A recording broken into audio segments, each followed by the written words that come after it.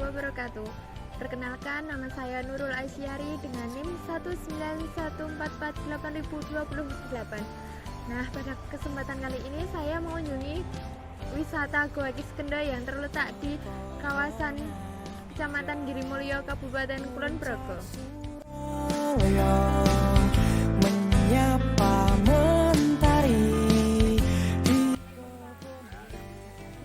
Apa yang menarik dari Goa Kiskendha ini, Pak? Yang menarik alam Kiskendha ini itu masalah cerita atau keberadaan. Lah cerita itu karena ini cerita pewayangan untuk melambangkan kehidupan manusia. Nah, ini di dalam itu kalau dipandang ada 9 tempat, ada 2 perjalanan di antara kanan dan kiri, ada yang pendek, ada yang tinggi. Lah itu menunjukkan kehidupan manusia memang ya seperti itu. Sebenarnya kalau bagi anak-anak itu yang kita bagi orang Jawa ingat sopan santun itu kan nunduk pendek. Terus 2 perjalanan kita sewaktu hidup pasti kita melewati di antara perjalanan kanan dan kiri. Lah makna 9 tempat itu kalau tradisinya orang dulu itu untuk prihatin. Maksudnya memang untuk apa? Itu orang dulu. Nah, kalau sekarang itu kayaknya udah enggak gitu. Itu ada 9 tempat maknanya kita di Tuhan Maha Esa itu menciptakan kita itu kasih. Lalu bagaimana cara pengelola di sini untuk meningkatkan kualitas dari wisata Goa Kiskendha ini, Pak? Nah, ya. Memang sejak dulu keberadaan itu alam. Alam waktu sebelum tahun 2013 bagi orang dari manapun kebanyakan pada rekreasi di alam Kiskendha. Dampaknya ini kita melebarkan dampak itu diantara beberapa tempat, nah itu untuk rekreasi sampai sekarang. Kalau arah ke selatan itu diantara Sungai Mata Air Muda itu air Mbak. Ya. Terus ini mana Kedung Pedut, Kembang Soko, Kembang Soko, Kedung Pedut. Nah itu kan semuanya air. Kalau di sini alam. Terus di sisi mana, Pak, yang paling menarik untuk bagi wisatawan di sini? Yang menarik itu malah kedalaman gua, Mbak. Oh, kedalaman guanya. Karena apa? Kalau dibayangkan 2 perjalanan di antara perjalanan kanan kiri. Kalau yang kiri itu bagi stalaktit stalagmit itu terlalu banyak. Mula perjalanan itu agak becek dan licin. Tetapi kalau yang kanan itu semuanya batu dari pertigaan pertama sampai ujung itu semuanya batunya halus. Nah itu Mbak maknanya.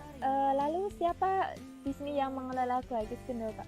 Nah pengelolaan ini itu semenjak mulai dipugar dari tahun 1978-79 itu yang mugar itu kalau nggak keliru itu dari Pemda tingkat 1 DIY. Nah terus setelah otonomi daerah 1997 pengelolaan ini diserahkan ke tingkat 2 Kulon Progo. Itu masing-masing kabupaten. Dari sisi mananya, Pak, yang sudah diperbaharui di Goa Kiskendha ini, Pak? Nah ini kalau bangunan memang sebelum apa ya COVID itu bangunan itu kadang-kadang 2 tahun sekali, 1 tahun sekali itu pasti ada bangunan.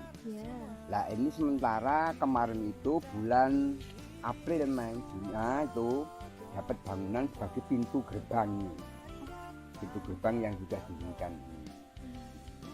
Terus kalau untuk tulisan di sebelah depan ikonnya itu Pak, udah dari sejak kapan? Oh, tulisan nama gua gitu. Iya. Yang gede-gede. Iya. Depannya ada patung-patung. Iya. Nah, itu udah lama banget, Mbak. Iya. Itu kalau nggak keliru setahun 17-18 gitu loh. Ada maknanya tidak Pak dari ikon yang di depan? Itu menunjukkan Mbak. Di situ ada gambar atau relief apa patung-patung. Iya. Itu menunjukkan bila keberadaan alam Kiskendo itu memang untuk cerita pewayangan. Iya.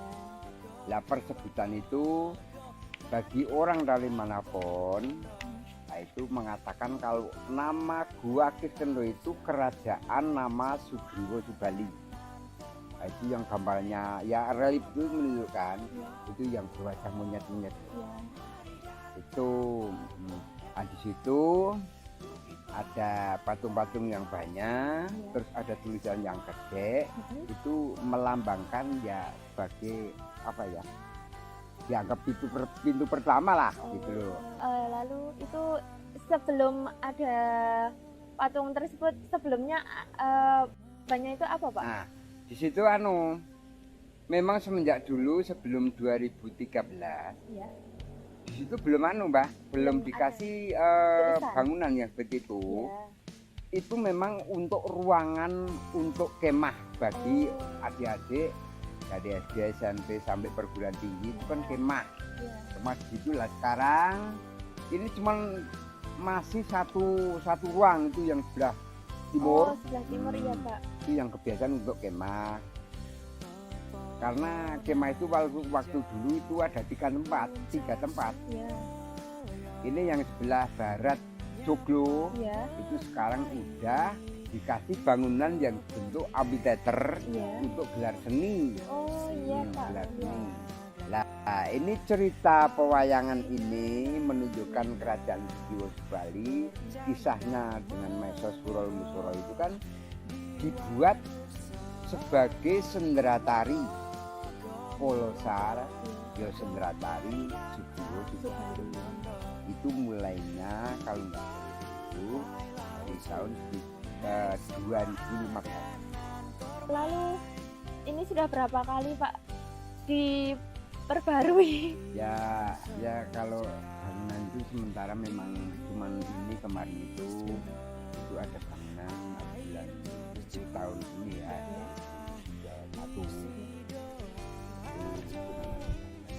Kalau lainnya itu sudah agak lama dikit, terus nantinya tapi ya saya dengar itu ini amphitheater mau dibangun atau dibenahi kayaknya, tapi entah kapan itu loh Mbak. Lalu dari Bapak sendiri apa tanggapan mengenai wajah baru saat ini dari Gua Kiskendo Pak? Memang malah saya kemarin itu dapat jaminan tapi berdampingan untuk ini loh membersihkan masalah relief, terus sekitarnya juga. Jadi memang saya memang agak seneng. Maksudnya apa? Ya sekedar itu kemarin ya agak enteng kerjaan saya. Kalau dulu kan itu atas itu semuanya pakai sabit dan sebagainya supaya membersihkan. Berarti belum lama ya Pak relief? Belum. Relief ini kan ini bangunan tahun 1979.